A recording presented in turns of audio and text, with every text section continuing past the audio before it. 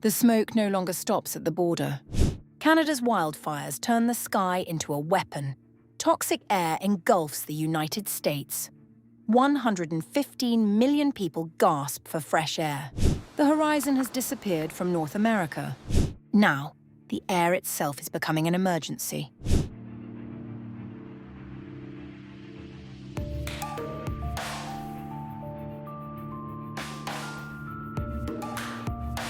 Thick wildfire smoke continues to blanket the Midwest, the Great Lakes, and the Mid-Atlantic, with more than 115 million people exposed to unhealthy air through July 17th. What we're seeing, especially on the eastern seaboard, is that these Canadian wildfires, and because of just wind currents, are having significant impacts on people's ability to be outside for any period of time. Even a few minutes can cause somebody that might have underlying lung disease to have an exacerbation. Even if you're otherwise healthy, this can cause reaction. Chicago, Detroit, Minneapolis, and New York ranked among the world's most polluted cities on the night of July 15th into July 16th, according to IQ Air. Detroit's air quality index reached 728, far above the 465 recorded in New York during the smoke crisis of June 2023. Behind the smoke lies a wildfire season Canada is struggling to contain. Nearly 900 fires are burning across the country as of July 17th, more than 180 of them in Ontario, according to the Canadian Wildland Fire Information System. Extreme heat and prolonged dry conditions have driven the flames. The fires have continued on an unprecedented run. You have a fire hose of smoke coming right now. New York braced for another wave on July 16th, as a second plume was forecast to move toward the city and Boston. The Emergency Management Office did not mince words. This could become the most significant smoke event in New York City since 2023, and conditions will be closely monitored for any deterioration.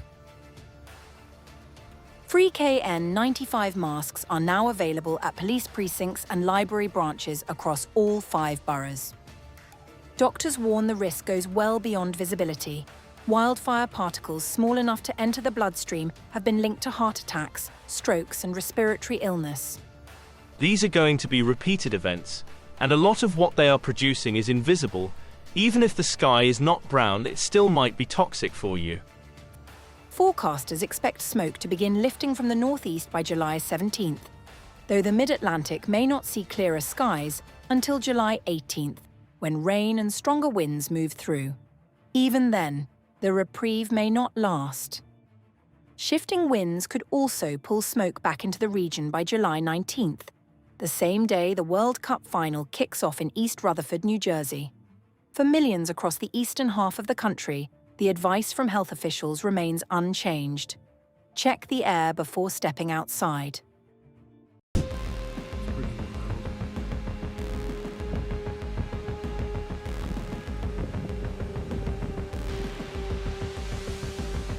More than 800 wildfires are burning across Canada, part of what has become a recurring summer crisis on the US border. Air quality alerts now stretch from the upper Midwest through the Great Lakes and into the American Northeast, with Michigan, Minneapolis, and Minnesota rated hazardous by US monitors. Detroit currently holds the unwelcome distinction of the worst air quality on the planet, followed closely by Minneapolis and Toronto itself. The source is a cluster of fires tearing through northwestern Ontario, most of them burning entirely out of control. Thunderstorms are forecast for the region over the coming days, though forecasters doubt the rain will do much to slow the flames. What it will do is keep pushing smoke on a northwesterly wind straight into American skies, at least through the weekend. That timing matters. The World Cup final on July 19th is set for New Jersey, and the same winds carrying haze south are expected to drift smoke toward the stadium before a shift in direction, expected by July 20th, finally steers it back north over Quebec. On the American side, patience is wearing thin. 4 Republican House members from Michigan wrote an open letter to Canada's Prime Minister this week, their third such complaint in as many years. A year has passed. The season has come around again, and nothing has changed except that our patience has run out. The tone from Washington's ambassador in Ottawa was notably softer. This challenge knows no borders. The United States will continue to coordinate closely with Canada, just as we have for more than 4 decades of shared wildfire emergencies. Behind diplomacy, the fires are already reshaping lives on the ground. Hundreds from First Nations communities in northern Ontario have been forced out of remote settlements, some fleeing by boat as flames closed in. Homes and buildings in the area have been damaged extensively by the flames. On July 15th, the danger turned dramatic when a freight train was surrounded by fire near Armstrong, its crew trapped outside until an emergency rescue pulled them clear. Canadian National Rail confirmed all workers were recovered safely, though operations in the area remain suspended. For now, the fires keep burning, the wind keeps blowing south, and for a third year running, the smoke shows no sign of respecting the border it keeps crossing.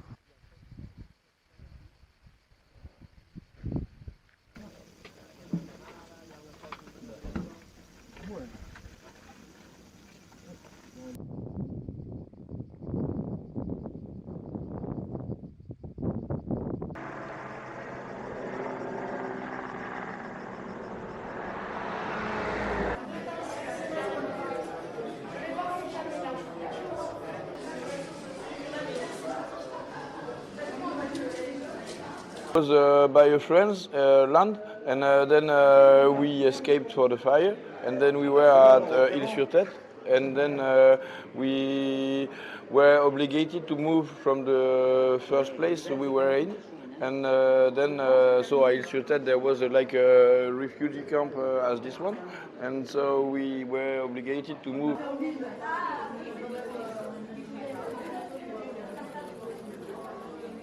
It was orange everywhere. It was very impressive, and so only like so it was a bit shocking at first.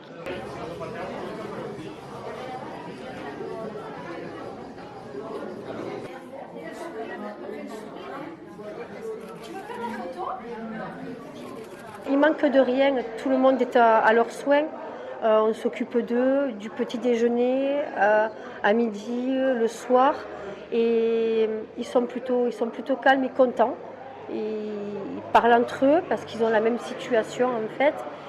Et du coup leur situation est bien. Ils sont pas inquiets. On essaie de tout faire pour pas qu'ils s'inquiètent trop. Et il y en a qui sont partis au cinéma aujourd'hui. On leur a fait une activité cinéma. Ensuite, tout à l'heure, on a fait le goûter à l'extérieur pour les faire un peu sortir, parce qu'autrement, ils restent à l'intérieur. Et donc, on les fait un peu aussi se mettre en extérieur pour pouvoir voir le jour, tout simplement. Et on s'occupe de leurs animaux aussi. Beaucoup sont arrivés avec leurs animaux et ça les rassure aussi d'être avec eux. Voilà, on fait tout ce qu'on peut pour qu'ils soient bien.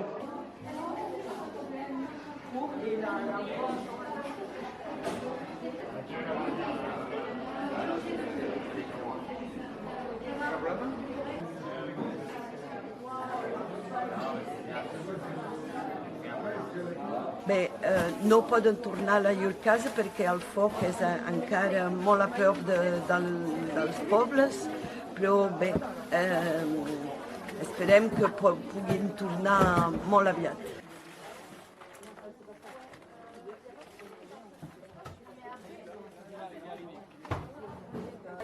Mettre les vêtements quand même.